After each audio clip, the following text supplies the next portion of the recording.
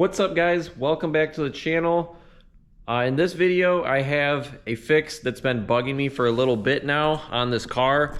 I've been having quite a few issues with the wipers not working properly. And as you can see, we have a bunch of snow on the car. We just had a big winter storm. So I need these wipers working properly. So let me show you what they're doing here. If we get inside the car and we take the key, we're gonna turn the ignition on.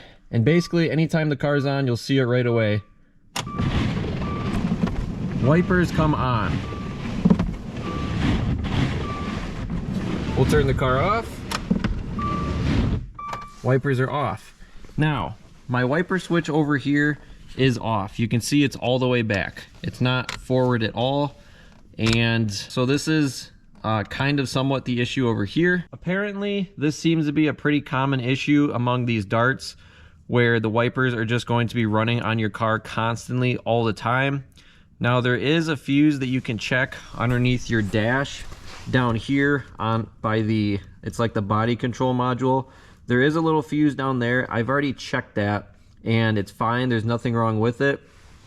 Trying not to overcomplicate this. 9 times out of 10, your issue is going to be with your actual turn signal toggle switch right here. This is going to need to be replaced, and hopefully that will fix the issue at hand. The other thing too is I actually cannot adjust, if we turn this back on, I cannot adjust the speed of these wipers. It's just constantly one speed. So if I turn this all the way to max, no difference. On low, no difference in the speed. The wipers just run at one speed constantly all the time, which is very frustrating, distracting, and annoying. I'm going to show you guys how to replace this. We're going to get a new wiper switch in. I'll give you a couple of few pointers and tips on doing it and get this old one swapped out. Let's see what we have in the box.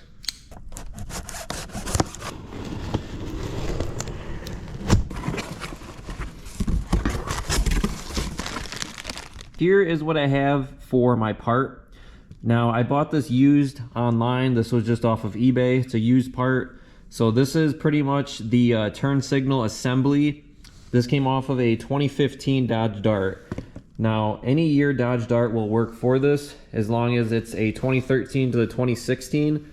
All those are going to be the same turn signals, and you can use those interchangeably.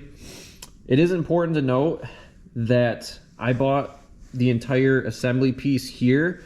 Now, technically, you would only need the little turn signal piece right up here. However, it's easiest if you just buy the entire assembly and replace the entire thing, just to ensure you don't break anything. Now, this also could have came with the that clock spring piece, and it's basically just a clear piece that goes right here. I'm gonna swap that over from my other one, and I'll show you what it looks like. But I just wanted to kind of cover this first. If you bought these turn signal switches brand new, for whatever reason, they are insanely expensive. Now, they do come as the whole entire assembly with that clock spring piece that I'm talking about, but it's roughly a $500+ part if you were to buy these, which is insane for a turn signal switch if you ask me. So this is the cheapest route to do it, is just to find a used one, either out of a part out or just keep your eyes open online. I picked up this piece for, I think, around 60, 70 bucks, which isn't too bad. So hopefully we can get out of this with a win and fix this on the cheap. For starting to disassemble, we're gonna need to take the airbag off. So we will start by popping the hood.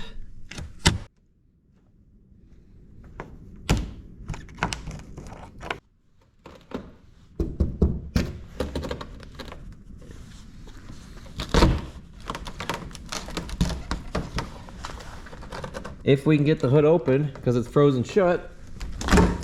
There we go. So we'll loosen up this negative and pull this off. Set that off to the side. Now we'll come inside here, and we need to start by removing this airbag assembly. Now, on the steering wheel, we're gonna have 2 little cover cap pieces on the back side. You can see there's one right here. I have this very small little flathead screwdriver. We're just gonna get this cover cap removed and taken off. So just peel it back, just like so, and that cap piece will come right off and expose a 10mm bolt underneath that. The other side has one too as well. We're gonna come over here and do the same thing on this side too.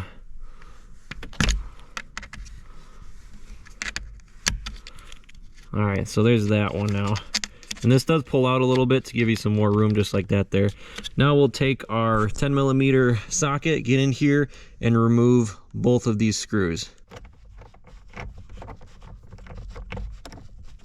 Here are the two little screws. Once they are out, we'll just set them up here. Okay, now this front piece right here is going to be able to lift right off. There are a bunch of different connections on the back side of this that we will need to remove in order to completely get this front piece off, but we'll just pull on this. Make sure to be really careful. You don't want to like bang this up against anything really hard. This is your airbag, and I'm also keeping my face kind of away from it while I'm doing this. All right, so if we come on the back side, you probably start to see some of these connections back here. You can see there's one over here where my pinky is. You have any of these orange tabs. There's going to be 3 of them, one here on top and then 2 on the bottom. We're going to start working on removing these next. If you're wondering what this little connection is right here on top, this is actually a repair that I had to make from the previous connection. There was a different connector here and I broke it, so I ended up having to use these terminals here in place of that connection, so these wires were still hooked up. This is actually my second attempt at replacing this turn signal switch on this car, and I'm going to give you a couple of pointers so that way you can hopefully fix this on the first try and not end up breaking your turn signal switch and having to redo this again. So this is the second turn signal switch I have now purchased for this car in attempts to fix this. These just pull apart nice and easy. And as for the other connections here, so any of these ones with the orange, basically that orange tab just needs to get pried up. So just take a nice flathead fine tip screwdriver, come underneath it, very carefully, slowly, kind of evenly pull it up just like so. And then once you have that, just come in here with your hand and just pull this, not from the orange piece, but from the actual base of this, just pull it straight up or away, kind of wiggle it, and it will come out with a little bit of wiggling. Now that this piece is all disconnected on the back side, I'll show you just the connections here again. So you have 3 total of these orange pieces right here, all for the airbag, and then you have this other one up here that normally doesn't look like this, but you will have another one up here that has a black wire and a brown wire. And make sure to get all these. Once you do that, this is what the airbag assembly looks like. Here's what we're working with. We got to get the steering wheel off next. For that, that's just one big giant nut right here in the middle. Now, you will notice a couple things. So I did actually mark this with Sharpie marker in order to see exactly where the steering wheel was aligned up and centered on here, in order so that way when I put it back on, the steering wheel will be straight. There are also some little marker indicators on the steering, on this nut itself. You'll notice right here there's a little notch on the threaded portion here of this bolt, and then also this part right up here on the very top. I believe that's one of the markers for it. So this is supposed to line up with this top piece here. And then I also additionally left a little Sharpie marker, some lines here to line some stuff up. But for now, we'll just zip this bolt right off and get this steering wheel out of here. 24mm, you can either use a impact wrench like me or a breaker bar.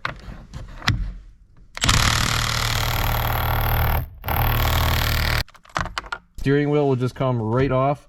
We'll make sure to get all these wires fed through. One more thing I did forget to mention is there is a little clip right here that you will need to take off before you take the steering wheel off. It's a little push pin one, so we'll come on the back side here, push it in, and it should pull right out just like so.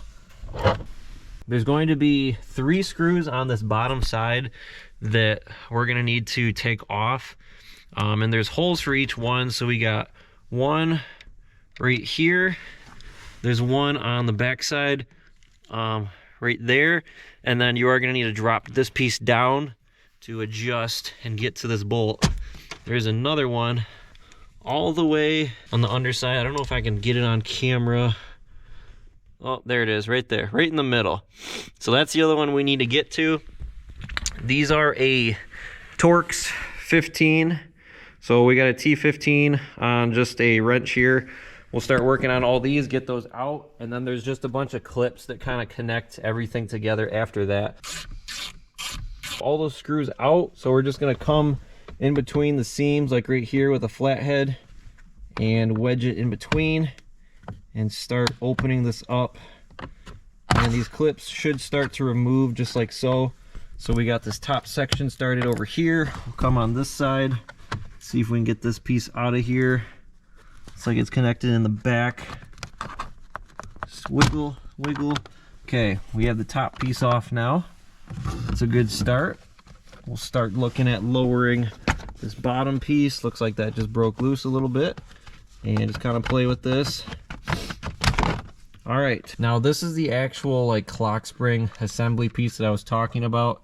That has all these connections and this like clear piece here on top. We're gonna get this piece off next. You just come around the outside and you have all these clips on the outside here. We'll just take a flathead, come underneath it, and pry this up. You can see that one just kicked back. That's what you want. So we'll go all the way around, get these off, and it should pop free. This front piece should just pull right off, with the exception to that bottom. This entire unit is going to have to come off in order to do so. If you look down underneath here, there is another Allen bolt right there. That's going to be a 5mm Allen key head.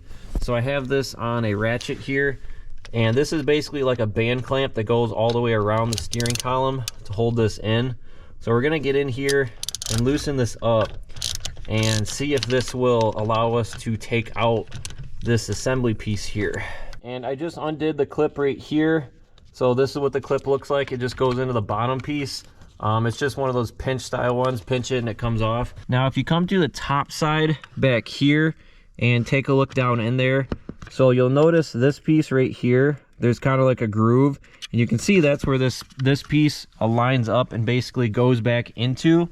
And there's also a little catch piece right here. And this is a raised piece that goes underneath the bottom side of this. And when you push this on, it goes right into there. And this clamp that we just loosened up that goes around it is what pinches it and keeps this from coming off. So if you can get this little section off right here with that raised piece, basically just take a flathead screwdriver, pry up on it, and pull this piece out at the same time. That will be enough to break this free. And then you can just take it the rest of the way, wiggle it off, just like so. And there it is. We'll take our new piece here. We're gonna throw this on and pretty much just repeat the steps that we took removing everything. So we'll slide this on, make sure that it gets aligned up properly on the back side back here, and we'll get this locking collar over the top of it and cinch that down. Then we'll clip this bottom piece in right here, throw our clock spring piece back in place, make sure that these bottom clip pieces go into the correct spot down there, and also align up your center piece there too as well, of course. And just slowly, do not force this, make sure everything's centered, and then you can clip each corner in. Now we can put back on our cover pieces that we removed. So we'll take these and bolt these in, try to get them clipped in as best as we can. Some of these sides I did scratch up a little bit, but not too big a deal.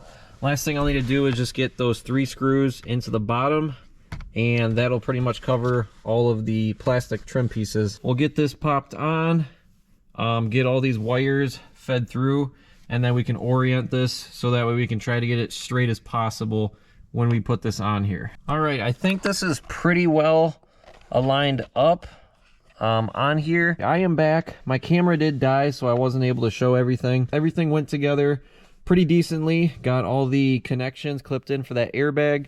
Got the steering wheel in here. Hopefully it's aligned up properly. I'm not gonna know until I kind of take it down the road and can see. But if we just test out the functions over here just to make sure this works when the car's off. So it goes down good. That works properly. Brights goes forward. back, twist, good. Push this in for your windshield wiper fluid. All the functions seem to be working properly on that. That doesn't mean that it will work. Last thing that I'll need to do is hook up the battery, turn the car on, and actually test this out to verify and make sure. That's gonna be the last thing that we're gonna do here. Battery's all hooked up. Let's give this a quick go and see what happens here. We'll know as soon as we turn this key on whether or not these wipers are gonna go, if it made a difference or not. All right, so that's a really good sign. Wipers are not doing anything right now, and they should not be doing anything. Let's turn the wipers on over here, just the lowest setting. Excellent. And we'll turn it on a little bit higher.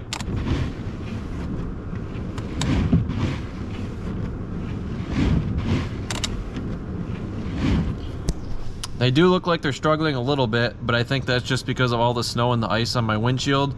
Bottom line is that they're not doing what they were doing before and running all the time that the car is on. It was so annoying.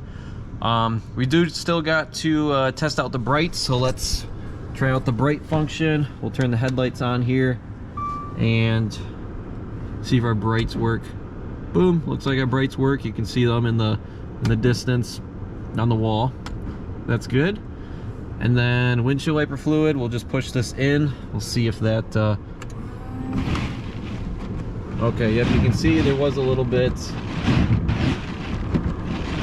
of fluid that did come out on the hood, so that's a good sign, even though those are like clogged up right now, so that's not a big deal. Lastly, turn signals, we'll try that real quick. So we'll do the left one first. That looks good, and I can also see on the garage door it is working up there. And right one. Perfect.